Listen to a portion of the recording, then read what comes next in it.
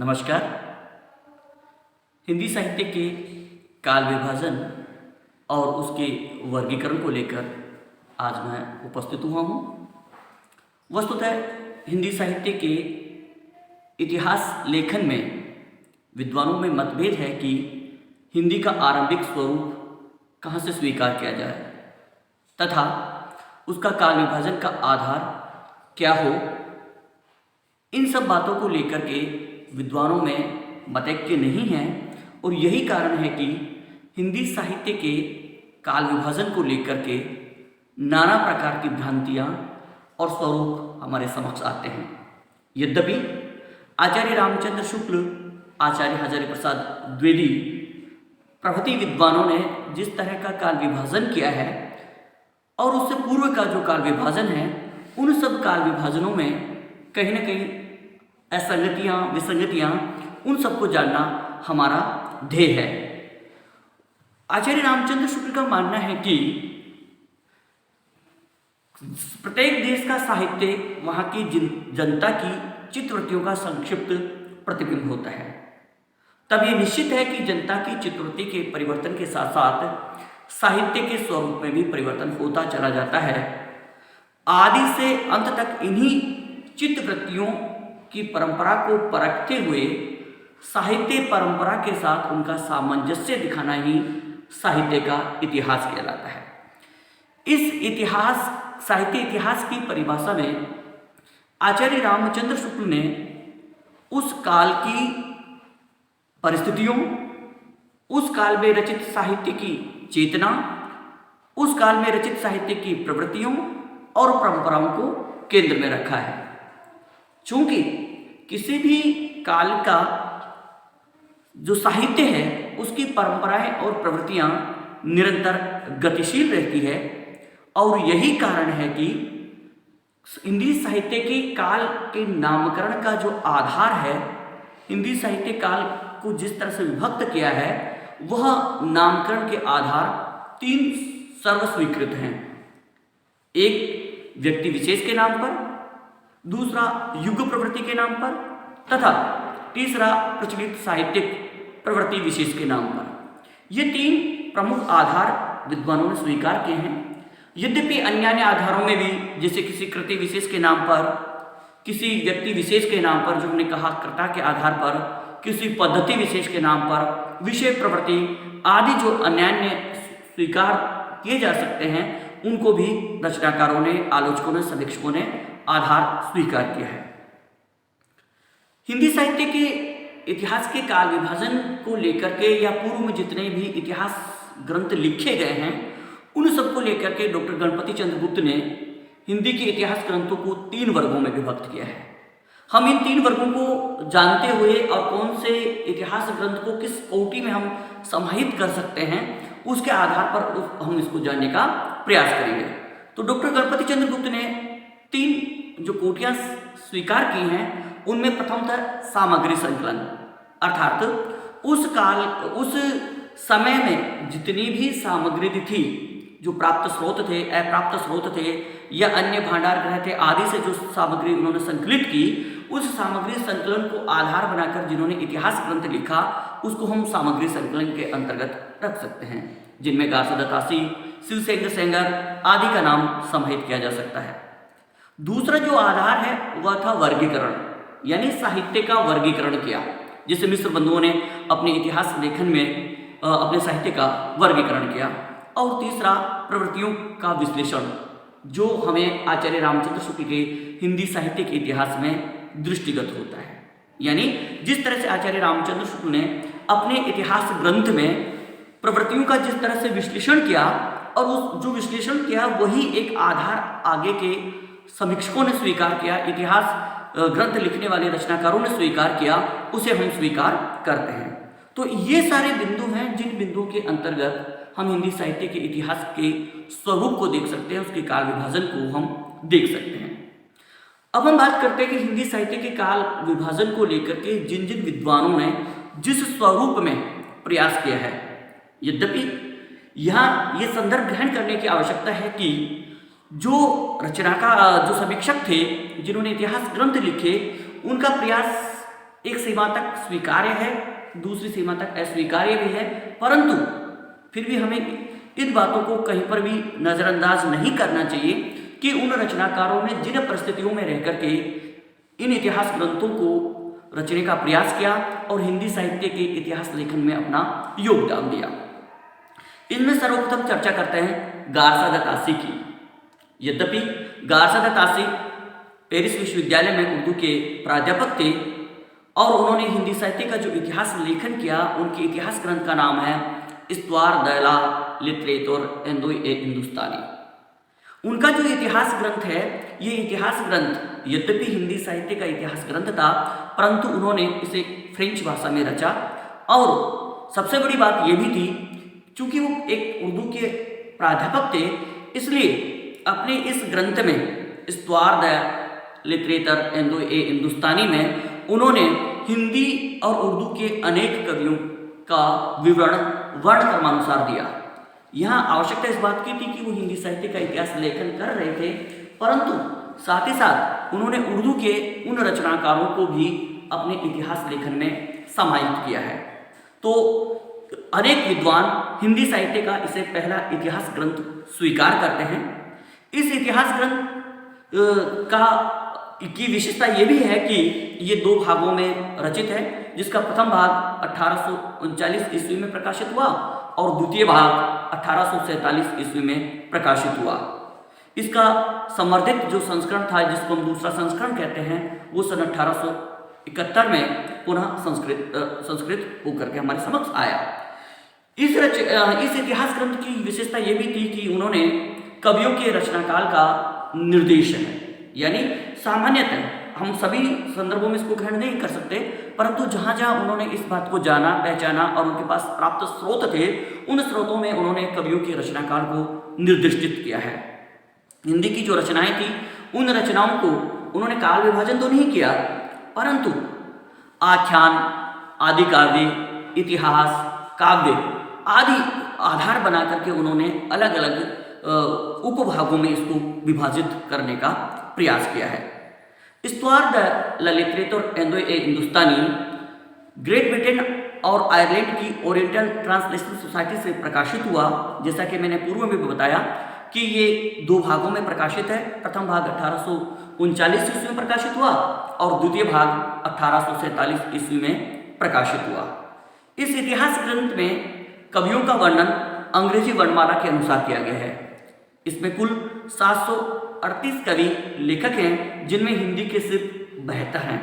यहाँ यह भी गौर करने की बात है, और चूंकि मैंने पूर्व में इस बात को संकेत दे दिए हैं कि स्वयं गारसा द तासी पेरिस विश्वविद्यालय में उर्दू के प्राध्यापक थे, इसलिए उनका अधिकांश ध्यान उर्दू की ओर था। इसलिए हिंदी और उर्दू के जो कवि थे, रचनाकार थे, उन सबको अपने इतिहास ग्रंथ में समाहित किया। परंतु दुर्भाग्य से इस इतिहास ग्रंथ में हिंदी के केवल 72 रचनाकारों का, कवियों का उल्लेख मात्र इसमें दिखाई देता है। आख्यान, आदि काव्य, इतिहास और काव्य, ये 4 वर्गों में उन्होंने इन रचनाओं को विभक्त किया। परंतु हम देखते हैं कि काल विभाजन का अभाव इस इतिहास ग्रंथ में हमें काल विभाजन जो है वो हमें इस इतिहास ग्रंथ में दृष्टिगत नहीं होता है, नहीं उसका अभाव हमें दिखाई देता है। साथ ही साथ युगीन प्रवृत्तियां जो थी, उन युगीन प्रवृत्तियों का अभाव भी हमें यहाँ पर दिखाई देता है। यानी जैसे आदिकाल है, भक्ति काल है, रीति काल है, तो उन सबको उसमें उन्होंने समाहित नहीं किया। उनको उन्होंने जानने का प्रयास किया कि किस प्रकार से जो इतिहास ग्रंथ है, वो इतिहास ग्रंथों को या इतिहासों को सिर्फ उसमें समाहित करने का उनका मंतव्य था। हिंदी के कवियों में इतर भाषाओं को घुला मिला दिया इस रूप में कि जिस तरह से उर्दू समाहित कर दी, हिंदी समाहित कर दी, इसी प्रकार अन्य क्षेत्रीय भाषाओं में भी जो कुछ था उसको भी उन्होंने इसमें समाहित करने का प्रयास किया है। नलिन विलोचन शर्मा ने इसे हिंदी का प्रथम इतिहास ग्रंथ स्वीकार किया है। तो इस प्रकार हम देखते हैं कि गारसा द तासी ने अपने इतिहास ग्रंथ में एक आधार तैयार किया हिंदी के इतिहास लेखन को लेकर के, और कुछ जो भी उनको प्राप्त हुआ, जो भी सामग्री उनको प्राप्त हुई, उसको उन्होंने उसमें समाहित करने का प्रयास किया है। यद्यपि हम मानते हैं कि युगीन प्रवृत्तियां इस काल में नहीं थी, काल विभाजन इसमें नहीं था, परंतु एक दृष्टि से हम देख सकते हैं कि एक जो प्रथम प्रयास था, उस प्रथम प्रयास में उन्होंने 778 कवियों को इसमें रेखांकित किया। ये बात अलग है कि उसमें हिंदी के कम और उर्दू अन्य भाषाओं के जो रचनाकार थे वो इसमें समाहित थे। इनके उपरांत ठाकुर शिव सिंह सेंगर ने हिंदी इतिहास लेखन ग्रंथ लिखने का प्रयास किया, और जो जिस तरह से इतिहास ग्रंथ की नींव रखी गई थी उससे कहीं उत्तरोत्तर या एक ठोस अवधारणा ठाकुर शिव सिंह सेंगर अपने इतिहास ग्रंथ शिव सिंह सरोज में लेकर के आते हैं। यानी ठाकुर शिव सिंह सेंगर ने अपने नाम के आधार पर ही अपने इतिहास ग्रंथ का नाम शिव सिंह सरोज रखा। इस ग्रंथ का प्रकाशन 1883 ईस्वी में हुआ, जो लखनऊ की नवल किशोर प्रिंटिंग प्रेस है वहाँ से ये प्रकाशित हुआ। हिंदी भाषा में लिखा गया हिंदी साहित्य के इतिहास का यह पहला ग्रंथ है। देखिए, square the literature Indo A Hindustani French भाषा में रचित था, परंतु शिव सिंह सरोज हिंदी भाषा में लिखा गया प्रथम इतिहास ग्रंथ है। अतः अगर जब हमारे समक्ष इस बात का सामने आती है कि हिंदी साहित्य का प्रथम इतिहास कौन सा है, तो हम स्क्वायर द लिटरेचर इंडो ए हिंदुस्तानी को कहेंगे, परंतु हिंदी भाषा में लिखे गए इतिहास ग्रंथ की बात आएगी तो हम शिव सिंह सरोज का उल्लेख करना वहाँ पर पसंद करना चाहिए, उल्लेख हमें करना चाहिए। शिव सिंह सरोज ने 1000 कवियों को इस अपने इतिहास ग्रंथ में समाहित किया। उन 1000 कवि जो थे उनका जीवन परिचय, उनकी रचनाओं के उदाहरण सहित उन्होंने प्रस्तुत किए।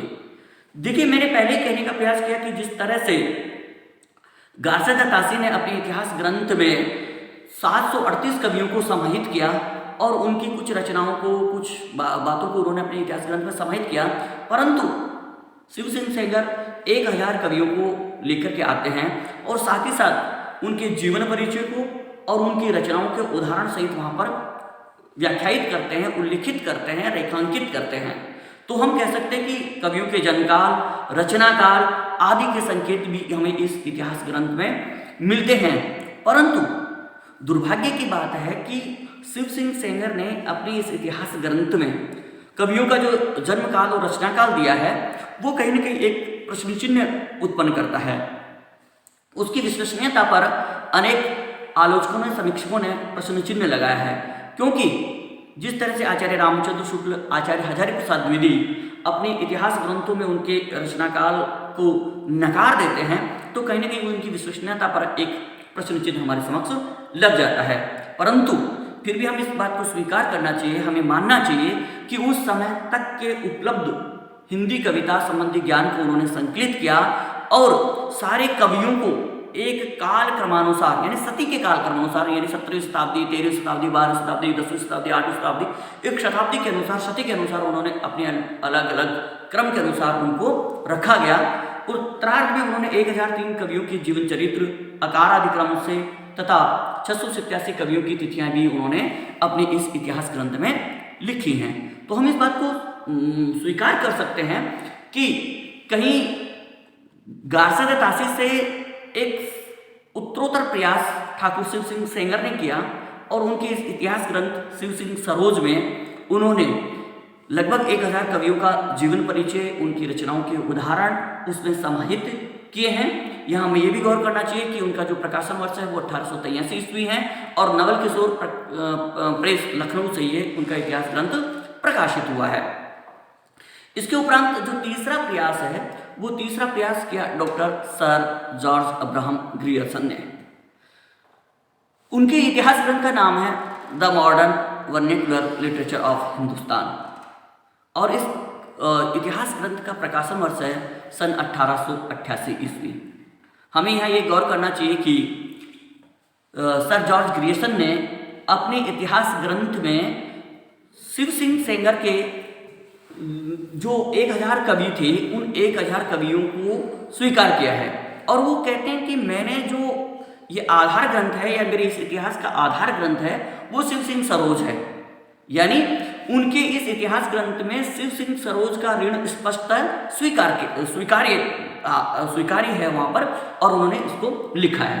दूसरी बात यहाँ पर गौर करने की ये भी है कि जिस तरह से हम गारसा दत्तासी ने उसको फ्रेंच भाषा में इतिहास को लिखा, ठाकुर शिव सिंह ने उसको हिंदी में लिखा और जॉर्ज ग्रियर्सन ने अपने इस इतिहास को उन्होंने अंग्रेजी भाषा में लिखा। ये उनका जो इतिहास ग्रंथ है the modern vernacular literature of Hindustan, ये एशियाटिक सोसाइटी ऑफ बंगाल की पत्रिका के विशेषांक के रूप में प्रकाशित हुआ था और इसका प्रकाशन वर्ष 1888 ईस्वी है। कवियों और लेखकों का काल क्रमानुसार वर्गीकरण करते हुए प्रवृत्तियों को भी उन्होंने स्पष्ट किया। यानी गारसा दत्तासी के जो इतिहास ग्रंथ था, उस इतिहास ग्रंथ में हमें उनके काल क्रमानुसार की वर्गीकरण की और प्रवृत्तियों का जो अभाव हमें वहां पर दृष्टिगत हो रहा था, वह अभाव यहाँ पर दृष्टिगत नहीं होता है। यानी शिव सेंगर के उपरांत जॉर्ज ग्रियर्सन ने उसमें और कहीं न कहीं सुस्पष्टता लाने का प्रयास किया अपने हिंदी साहित्य के इतिहास में, और सच्चे अर्थों में अनेक विद्वानों ने हिंदी साहित्य का पहला इतिहास इसे ही कहा जा सकता है। और काल विभाजन व नामकरण का भी इस इतिहास ग्रंथ में प्रयास किया गया है। यद्यपि इसकी समीक्षा में एक बार काल विभाजन के उपरांत पुनः करूंगा सबकी। इसमें डॉक्टर ग्रियर्सन ने अपने इस इतिहास ग्रंथ में केवल हिंदी के कवियों को स्थान दिया।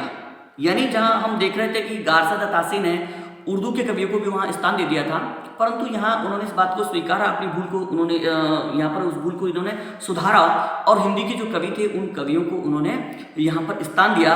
साथ ही साथ हिंदुस्तानी जो भाषा थी या हिंदुस्तान से जो अभिप्राय था, हिंदी भाषाभाषी प्रदेश थे, उनके कवियों को, उनके रचनाकारों को भी उन्होंने अपने इस इतिहास ग्रंथ में स्थान दिया। साथ ही उन्होंने स्पष्ट किया कि इसमें न तो संस्कृत प्राकृत को शामिल किया गया है और न ही अरबी फारसी मिश्रित उर्दू को। यानी स्पष्ट ये जो इतिहास ग्रंथ है वो हिंदी से संबंधित इतिहास ग्रंथ है और उसे उन्होंने स्वीकार किया है। उन्होंने अपने इस इतिहास ग्रंथ में 952 कवियों का वर्गीकरण काल क्रमानुसार करते हुए उनकी प्रवृत्तियों को भी स्पष्ट करने का प्रयास किया है। और सबसे बड़ी बात कि जो अब तक काल विभाजन का अभाव हम गारसा दत्तासी में देख रहे थे, शिव सिंह सेंगर में देख रहे थे, उस अभाव को इन्होंने दूर करने का प्रयास किया। और वस्तुतः ये एक तरह का काल विभाजन न होकर के हम इसको यूं मान सकते हैं कि उन्होंने अध्यायों में इसको विभक्त किया है और प्रत्येक अध्याय एक काल का द्योतक हो सकता है। यानी इसको हम इसको बात में कहीं कतई कोई दोष नहीं है कि ये जो विभाजन है कहीं ना कहीं दोषपूर्ण है, एक अध्याय के रूप में उन्होंने विभक्त किया है, परंतु कहीं ना कहीं आगे के जो समीक्षक थे, इतिहास ग्रंथ के रचनाकार थे, उन सब के लिए एक नींव का पत्थर यहाँ पर यह साबित होता है। और उन्होंने अपने इस इतिहास ग्रंथ को 12 अध्यायों में विभक्त किया और प्रत्येक अध्याय कहीं ना कहीं एक काल का द्योतक होता है। डॉक्टर किशोरीलाल गुप्त ने इसे हिंदी का प्रथम इतिहास ग्रंथ स्वीकार किया है। इस इतिहास ग्रंथ की सबसे बड़ी देन है कि जैसे चारण काव्य, धार्मिक काव्य, प्रेम काव्य, दरबारी काव्य के रूप में हिंदी साहित्य को बांटा। यानी एक प्रकार से जो धाराएं थी, जो हम आगे जाकर के कहीं आदिकालीन साहित्य, भक्तिकालीन साहित्य और रीतिकालीन साहित्य में जिन धाराओं को, उपभागों को हम देखते हैं कि जैसे चारण काव्य, धार्मिक काव्य, प्रेम काव्य, दरबारी काव्य, वो धाराओं का उल्लेख इन्होंने यहाँ पर किया। साथ ही साथ भक्ति काल को 15वीं सदी का धार्मिक पुनर्जागरण भी उन्होंने कहा।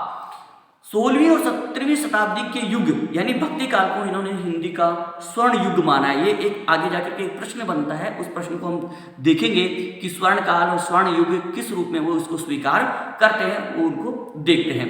तो जहां आरंभिक अवस्था में गारसा दत्तासी स्टुअर्ट द लिटरेचर एंडो ए हिंदुस्तानी के रूप में इतिहास ग्रंथ लेकर के हमारे समक्ष आते हैं। उसके उपरांत ठाकुर शिव सिंह सेंगर, शिव सिंह सरोज के माध्यम से हमारे समक्ष उपस्थित होते हैं। तत्पश्चात doctor sir George Abraham Grierson the modern vernacular literature of Hindustan लेकर हमारे समक्ष उपस्थित होते हैं। यह एक काल क्रमानुसार हमें इतिहास ग्रंथ प्राप्त होते हैं।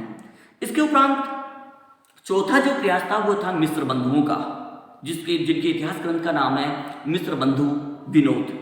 मिश्र बंधु जो थे ये तीन भाई थे और इन तीनों भाइयों के नाम पर ही उनको बंधु कहा गया है। यानी गणेश बिहारी मिश्र, श्याम बिहारी मिश्र और सुखदेव बिहारी मिश्र।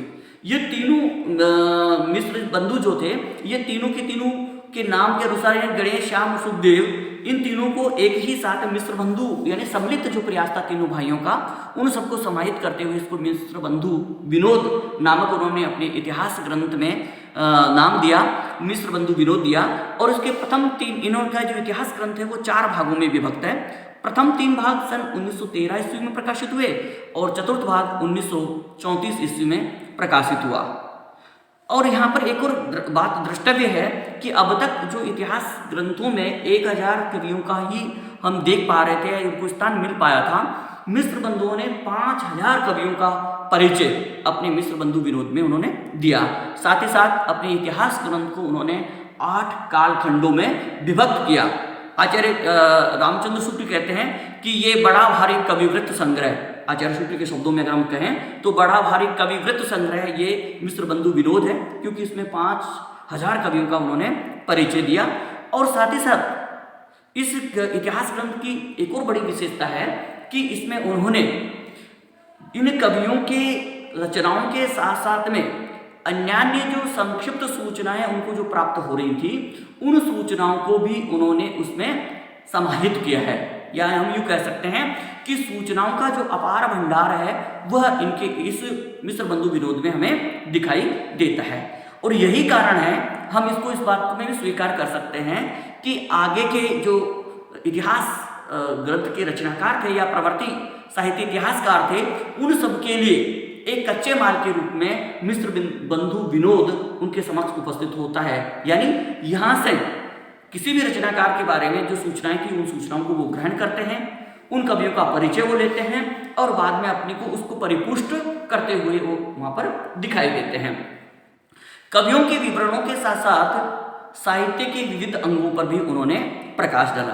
क्योंकि जैसे मैंने पहले कहा कि उन्होंने अपने इतिहास ग्रंथ को 8 कालों में विभक्त किया है, तो उनको सबको उन्होंने साहित्य के विविध अंगों पर भी उन्होंने प्रकाश डाला। साथ ही साथ अनेक अज्ञात जो कवि थे उनको उन्होंने प्रकाश में लाने का प्रयास किया और उनके साहित्यिक महत्व को भी उन्होंने रेखांकित करने का प्रयास किया। यानी हम यूँ कह सकते हैं कि मिश्र बंधु विनोद एक जिस तरह से Shiv Singh Sengar, sir George Abraham Grierson, उन सबसे होते हुए मिश्र बंधु विनोद कहीं ना कहीं एक और उसकी अगली कड़ी में एक मील का पत्थर साबित होता हुआ दृष्टिगत होता है। परंतु उसके उपरांत जो सबसे बड़ी रेखांकित करने वाली बात है कि उनके उपरांत जो इतिहास ग्रंथ समक्ष आए उनमें था आचार्य रामचंद्र शुक्ल का नाम। और आचार्य रामचंद्र शुक्ल ने हिंदी साहित्य का इतिहास जो लिखा, ये इतिहास ग्रंथ जो आगे के रचनाकारों के लिए भी नहीं अपितु साहित्य के अध्येताओं के लिए भी एक मील का पत्थर और एक विश्वसनीयता का आधार ये इतिहास ग्रंथ हमें प्राप्त होता है। यानी हिंदी साहित्य का इतिहास आचार्य रामचंद्र शुक्ल का, जिसे आज भी हम सभी उसी रूप में विश्वसनीयता के साथ में उसको स्वीकार करते हैं। इस इतिहास ग्रंथ की सबसे बड़ी विशेषता ये थी कि ये नागरी प्रचारणी सभा के हिंदी शब्द सागर की भूमिका के रूप में लिखा गया था। यानी ये कोई एकीकृत रूप से हिंदी साहित्य का इतिहास नहीं लिखा गया था, अपितु नागरी प्रचारणी सभा से जो हिंदी शब्द सागर लिखा गया था उसकी भूमिका में आचार्य रामचंद्र शुक्ल ने हिंदी साहित्य का इतिहास लिखा और जिसका प्रकाशन वर्ष सन 1929 ईस्वी में हुआ। हिंदी के 900 वर्षों के समय को 4 सुस्पष्ट कालों में विभक्त किया। यानी इससे पहले मिश्र बंधुओं ने उसको 8 कालों में विभक्त किया था, परंतु अब जैसे कि मैं ये कह रहा हूँ, ये आचार्य रामचंद्र शुक्ल ने कहा कि हिंदी के 900 वर्षों के समय को 4 सुस्पष्ट कालों में विभक्त किया और हमारे समक्ष एक चुनौती आती है कि हिंदी का आरंभिक स्वरूप कहाँ से स्वीकार किए करें, उसको आचार्य रामचंद्र शुक्ल और आचार्य हजारी प्रसाद द्विवेदी नियत करते हुए वहाँ दृष्टिगत होते हैं। तो हिंदी के 900 वर्षों के जो समय था उस समय को उन्होंने 4 कालों में विभक्त किया। युगीन परिस्थितियों के संदर्भ में साहित्य के विकास के क्रम की व्याख्या की। जैसा कि मैंने पहले कहा था कि आचार्य रामचंद्र शुक्ल कहते कि जनता की चित्तवृत्तियाँ, यानी चित्तवृत्तियों के साथ में उस साहित्य के विकास की वो व्याख्या करते हुए दिखाई देते हैं।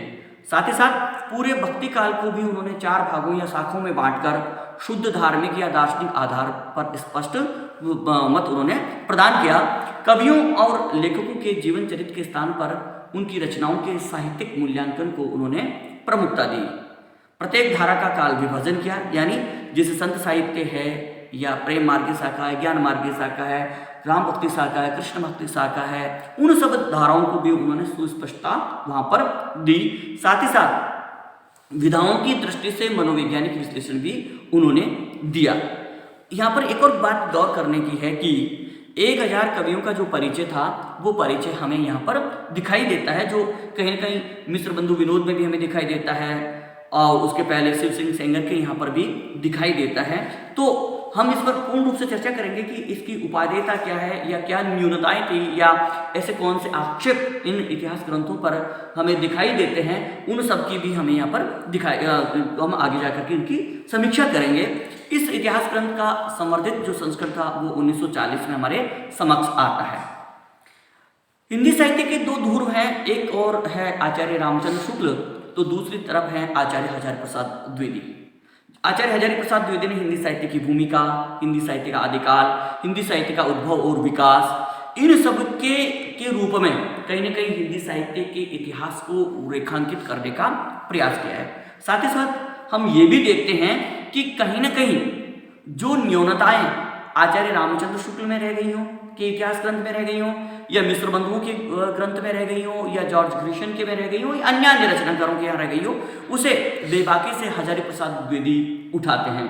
और ऐसे ही बात है कि जिस तरह से हम आदिकाल के नामकरण को लेकर के जिस तरह की समस्याएं हमारे समक्ष आई थी, उनको भी कहीं ना कहीं हजारी प्रसाद द्विवेदी उसको एक पुष्ट प्रदान करते हैं और उसके नामकरण को भी वो सुझाते हैं। तो उन्होंने अपनी हिंदी साहित्य की भूमिका, हिंदी साहित्य का आदिकाल, हिंदी साहित्य का उद्भव और विकास, इन तीनों कृतियों में कहीं ना कहीं हिंदी साहित्य को रेखांकित करने का, उभारने का उन्होंने प्रयास किया है। उन्होंने अपनी इन पुस्तकों में परंपरा के महत्व को प्रतिष्ठित किया और साथ ही साथ हिंदी का जो संत काव्य है, उसके पूर्ववर्ती सिद्धनाथ जो साहित्य था, उसका भी सहज विकसित रूप वहाँ पर हमें दिखाते हैं। हिंदी साहित्य का जो आदिकाल है और हिंदी साहित्य का उद्भव और विकास है, उसकी भूमिका है, उनमें वो सिद्धनाथ साहित्य और रासो साहित्य को किस रूप में हमारे समक्ष प्रस्तुत करते हैं और उसकी हिंदी साहित्य में किस तरह का महत्व है, उसको भी वो लेकर के चलते हैं। हिंदी के प्रेमाख्यानक काव्य जो थे या प्रेमाख्यानकों के जो विषय थे, में उन्होंने प्रतिपादित किया कि उनकी कथा वस्तु, कथानक रूढ़ियाँ, रचना शैली, छंद योजना आदि संस्कृत, प्राकृत और अपभ्रंश की काव्य परंपराओं पर आश्रित है। तो उनको उन्होंने उन सब को यानी संत काव्य आदि से उनको समाहित करते हुए इसमें ध्यान में दिया।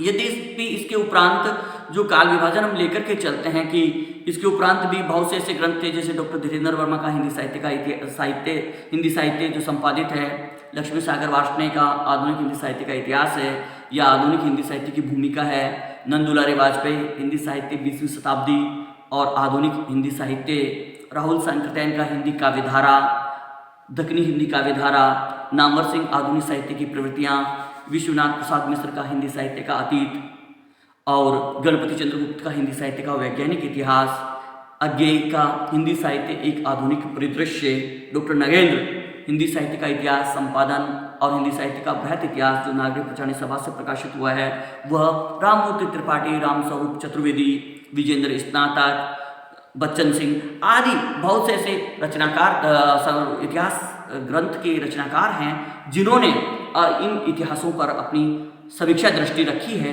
तथा हिंदी साहित्य को कहीं न कहीं उन्होंने रेखांकित करने का प्रयास किया है। तो हम संक्षेप में ये कह सकते हैं या निष्कर्ष रूप में हम कह सकते हैं कि जो परंपरा गार्सद तासी से आरंभ हुई थी, वो ठाकुर शिव सिंह सेंगर से होती हुई doctor sir George Abraham Grierson, Mishra Bandhu, Ramchandra शुक्ल, हजारी प्रसाद द्विवेदी से निरंतर आगे बढ़ती जा रही है और कहीं न कहीं अनेक साहित्य इतिहासकारों ने अपनी अपनी नवीन दृष्टियों के माध्यम से हिंदी साहित्य के इतिहास को परिपुष्ट करने का प्रयास किया है। तो इस वीडियो में हम हिंदी साहित्य के काल विभाजन को देख रहे हैं, इनकी न्यूनताएं क्या थी, उन समीक्षाओं को हम अगले वीडियो में मैं आपके समक्ष लेकर के प्रस्तुत होऊंगा। इसमें बस इतना ही। नमस्कार।